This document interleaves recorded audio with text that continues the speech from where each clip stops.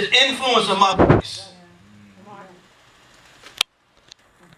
And Jesus told us, and he's telling us continually, he wrote it, he didn't write it, but Matthew and Mark wrote it, said, take heed to what and how you hear. It's very imperative that you take heed, that you beware.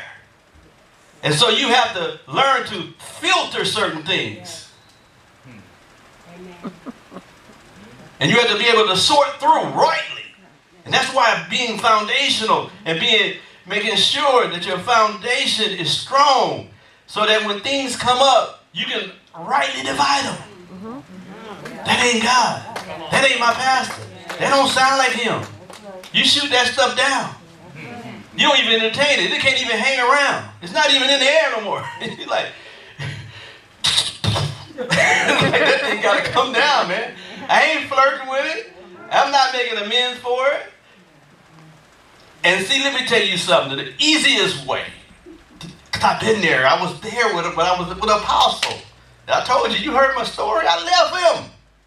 You think I feel good that I left him, left my place? It hurted me.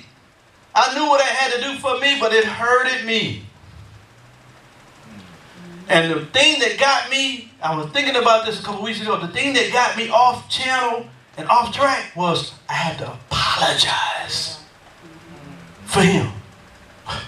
See, y'all missed that. Whenever you got up, see, I could have stood my ground and affirmed what he was saying. Yes. But I liquidated it. I made light of the expectations that we were being taught. So I started apologizing, which means I started telling people, you know how he is. You know he loves you. He on your side. When you start apologizing instead of keeping your hands off and letting it have its perfect work, that's what happened. When correction comes, discipline comes, leave it alone. Don't misrepresent. Because the spirit of the matter is equally important as the matter itself. So you can't make amends. You just say, I don't know. I just don't know. You want the potency of it. You want it to be effective. You know what I'm saying? Especially when God gives us instructions to lead and guide you, to bring you to his appointed place. So we need to know these things, that God would have us to be a strong community, a vibrant community. And we just can't have, I just can't have labels. You know what I'm saying? I just can't say we are a kingdom church, apostolic church, prophetic church. You know, anybody ever said, anybody engaged anybody that's not a part of this church, and then they ask you about it, and you tell them, we're a kingdom church. You ever feel it come up in you? Come on now, be honest. It did for me. We are non-denominational. Am I right? Come on, elder, you don't tell the truth. You can feel that thing come up in your pipes. You be like, yeah.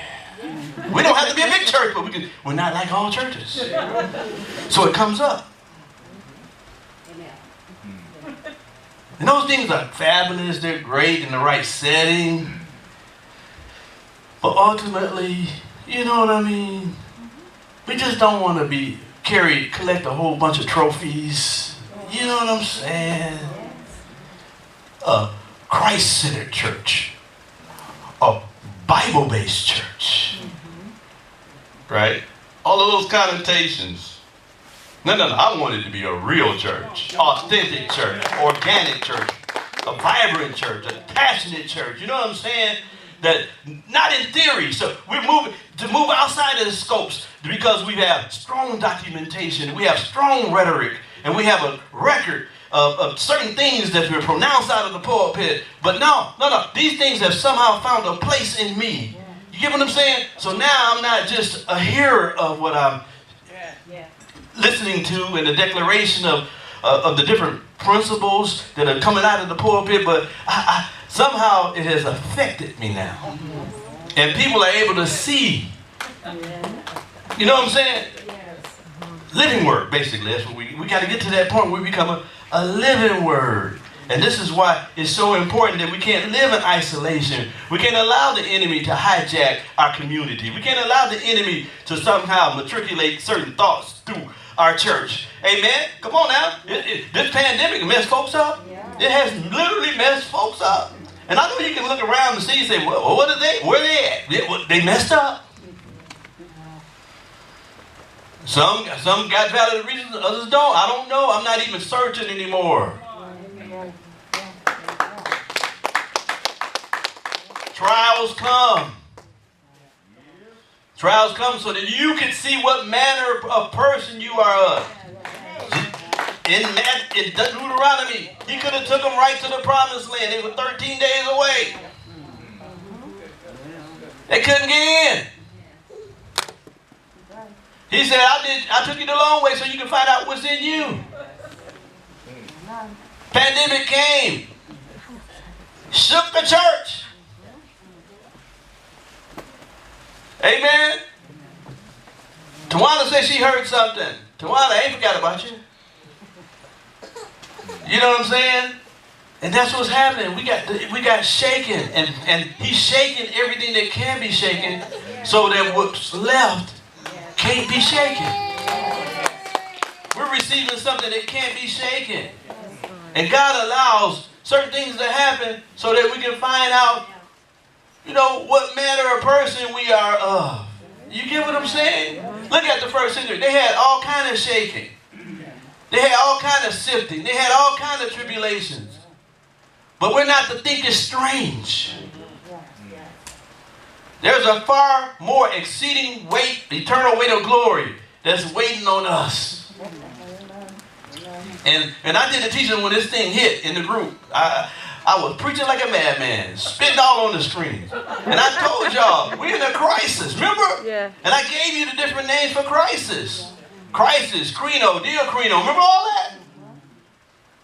And that's what God is doing. We're in a crisis. We're still in a crisis. And that's what it means. And see, we talk about judgment coming. Everybody talking about the judgment and this and judgment that. It's a crisis. Same word. You look it up. Crisis, judgment, look it up. The same thing. And it means to come to a conclusion.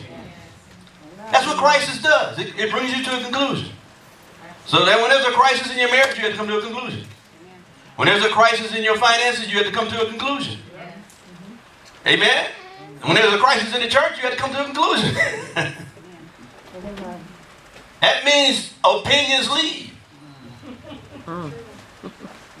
That means you're mano to mano, face to face. Reality has come home.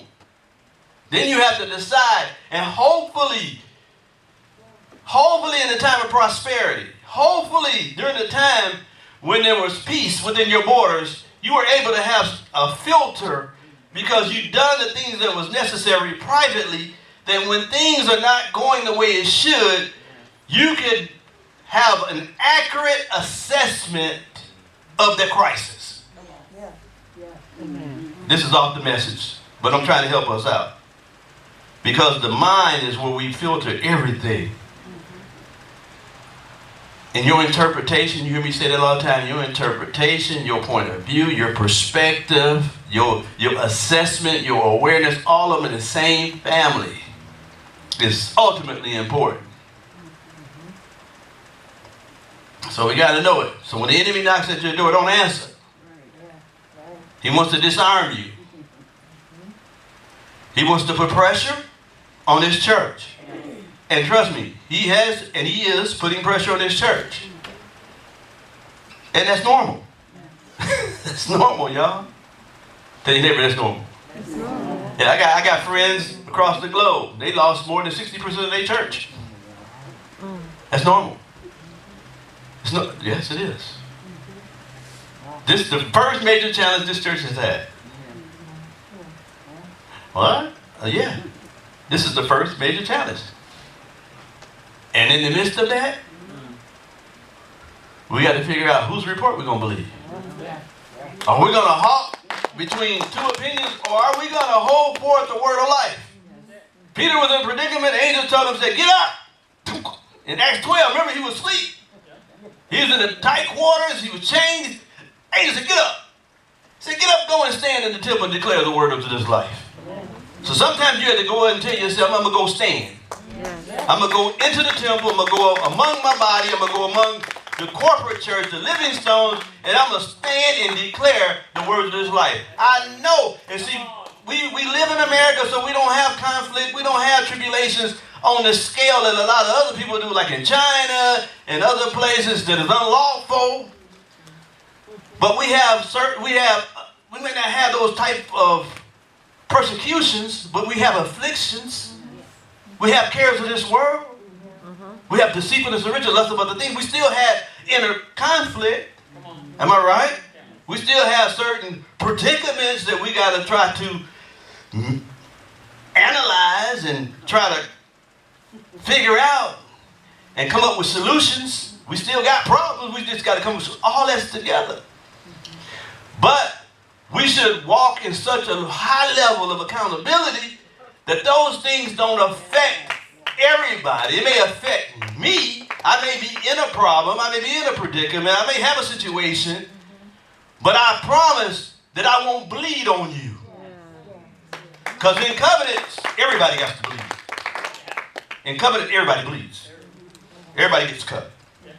Everybody sheds blood. But when you are responsible, mature, you say, I will not allow my situation to affect you. I will not bleed on you. I'm going to take care. I'm going to trust the great physician.